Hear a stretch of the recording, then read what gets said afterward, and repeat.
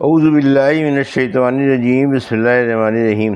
الحمد للہ رب العالمین، والصلاۃ والسلام علی سید المرسلین وخاتم النبیین، اما بعد۔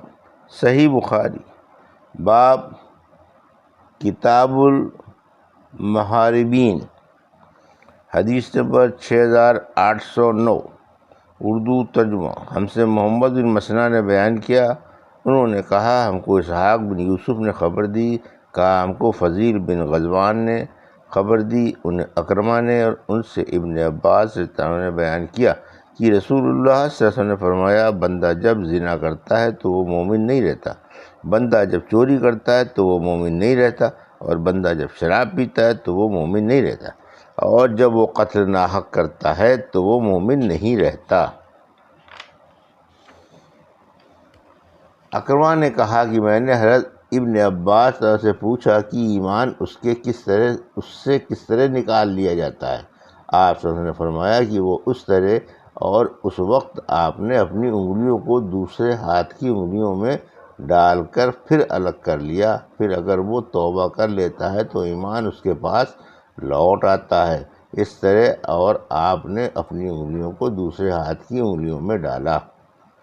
حدیث نمبر 6810، اردو ترجمہ۔ ہم سے آدم نے بیان کیا، انہوں نے کہا ہم سے شعبہ نے بیان کیا، ان سے اعمش نے اور بیان کیا، ان سے ذکوان نے بیان کیا، اور ان سے حضرت ابو ہریرہ رضی اللہ عنہ نے بیان کیا کہ نبی کریم صلی اللہ علیہ وسلم نے فرمایا کہ زنا کرنے والا جب زنا کرتا ہے تو وہ مومن نہیں رہتا، وہ چور جب چوری کرتا ہے تو وہ مومن نہیں رہتا، شرابی جب شراب پیتا ہے تو وہ مومن نہیں رہتا، پھر ان سب آدمیوں کے لیے توبہ کا دروازہ بہرحال کھلا ہوا ہے۔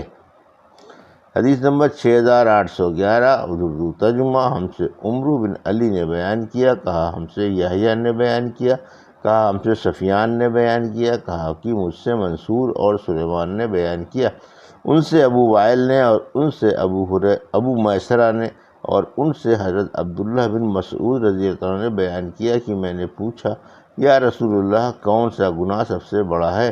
فرمایا کہ تم اللہ کا کسی کو شریک بناؤ حالانکہ اس نے تمہیں پیدا کیا۔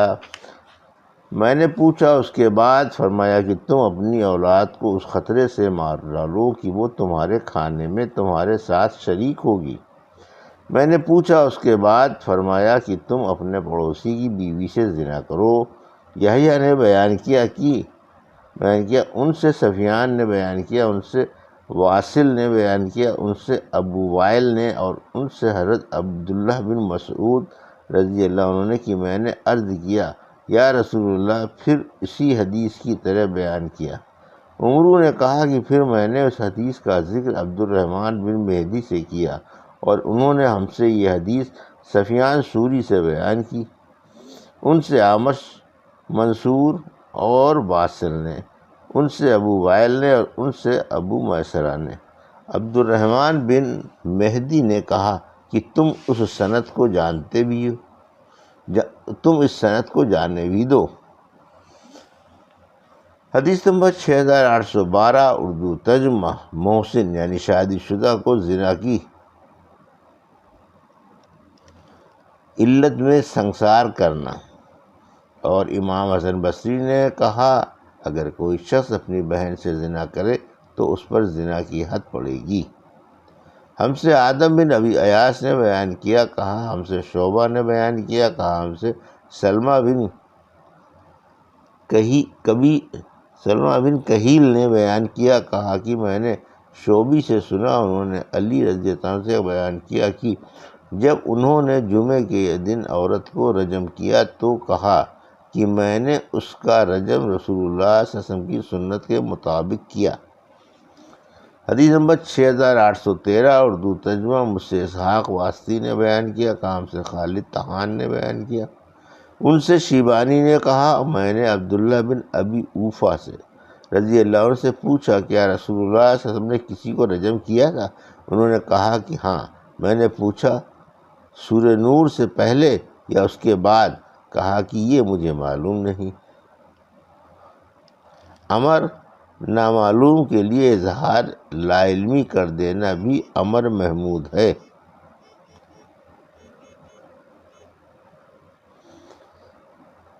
حدیث نمبر 6814 اردو ترجمہ۔ ہم سے محمد بن مقاتل نے بیان کیا، کہا ہم کو عبداللہ بن مبارک نے خبر دی، کہا ہم کو یونس نے خبر دی، ان سے ابن شہاب نے بیان کیا، کہا کہ مجھ سے ابو سلمہ بن عبد الرحمن نے بیان کیا، ان سے جابر بن عبداللہ انصاری رضی اللہ عنہ نے کہ قبیلہ اسلم کے ایک صاحب ماغز نامی رسول اللہ صلی اللہ علیہ وسلم کی خدمت میں آئے اور کہا کہ میں نے زنا کیا ہے۔ پھر انہوں نے اپنے زنا کا 4 مرتبہ اقرار کیا تو آن صلی اللہ علیہ وسلم نے ان کے رجم کا حکم دیا اور انہیں رجم کیا گیا، وہ شادی شدہ تھے۔ حدیث نمبر 6815 اردو ترجمہ۔ پاگل مرد یا عورت کو رجم نہیں کیا جائے گا۔ اور حضرت علی رضی اللہ عنہ نے حضرت عمر رضی اللہ عنہ سے کہا، کیا آپ کو معلوم نہیں کہ پاگل سے ثواب یا عذاب لکھنے والی قلم اٹھائی گئی ہے، یہاں تک کہ اسے ہوش ہو جائے؟ بچے سے بھی قلم اٹھائی گئی ہے یہاں تک کہ وہ بالغ ہو جائے۔ سونے والا بھی مرفوع القلم ہے یہاں تک کہ وہ بیدار ہو جائے، یعنی دماغ اور ہوش درست کر لے۔ ہم سے یحییٰ بن بکیر نے بیان کیا، کہا ہم سے لیث نے بیان کیا، ان سے عقیل نے، ان سے ابن شہاب نے، ان سے ابو سلمہ اور سعید بن وسیم نے، اور ان سے حضرت ابو ہریرہ رضی اللہ عنہ نے بیان کیا کہ ایک صاحب معاذ بن مالک استا رسول اللہ صلی اللہ علیہ وسلم کی خدمت میں آئے۔ اس وقت آپ صلی اللہ علیہ وسلم نے مسجد میں تھے۔ انہوں نے آپ کو آواز دی اور کہا، یا رسول اللہ، میں نے زنا کر لیا ہے۔ آپ صلی اللہ علیہ وسلم نے ان کی طرف سے منہ پھیر لیا۔ انہوں نے یہ بات 4 دفعے دہرائی۔ جب 4 دفعے انہوں نے اس گناہ کی اپنے اوپر شہادت دی تو آپ صلی اللہ علیہ وسلم نے انہیں بلایا اور دریافت فرمایا، کیا تم دیوانے ہو؟ انہوں نے کہا نہیں۔ آپ نے دریافت فرمایا، پھر کیا تم شادی شدہ ہو؟ انہوں نے کہا ہاں۔ اس پر آپ صلی اللہ علیہ وسلم نے فرمایا کہ انہیں لے جاؤ اور رجم کر دو۔ حدیث نمبر 6816 اردو ترجمہ۔ ابن شہاب نے بیان کیا کہ پھر مجھے انہوں نے خبر دی جنہوں نے حضرت جابر بن عبداللہ رضی اللہ عنہ سے سنا تھا کہ انہوں نے کہا کہ رجم کرنے والوں میں بھی تھا۔ ہم نے انہیں آبادی سے باہر عیدگاہ کے پاس رجم کیا تھا۔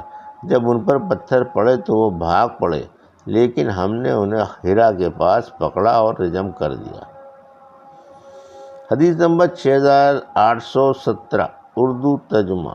زنا کرنے والے کے لیے پتھروں کی سزا ہے۔ ہم سے ابو الولید نے بیان کیا، کہا ہم سے لیث بن سعد نے بیان کیا، ان سے ابن شہاب نے، ان سے عروہ نے، اور ان سے حضرت عائشہ رضی اللہ عنہا نے بیان کیا کہ سعد بن ابی وقاص اور عبد بن زمہ رضی اللہ عنہ نے آپس میں ایک بچے عبد الرحمن نامی میں اختلاف کیا تو نبی کریم صلی اللہ علیہ وسلم نے فرمایا، عبد بن زمہ بچہ تو لے، بچہ اسی کو ملے گا جس کی بیوی لونڈی کے پیٹ سے وہ پیدا ہوا، اور سودا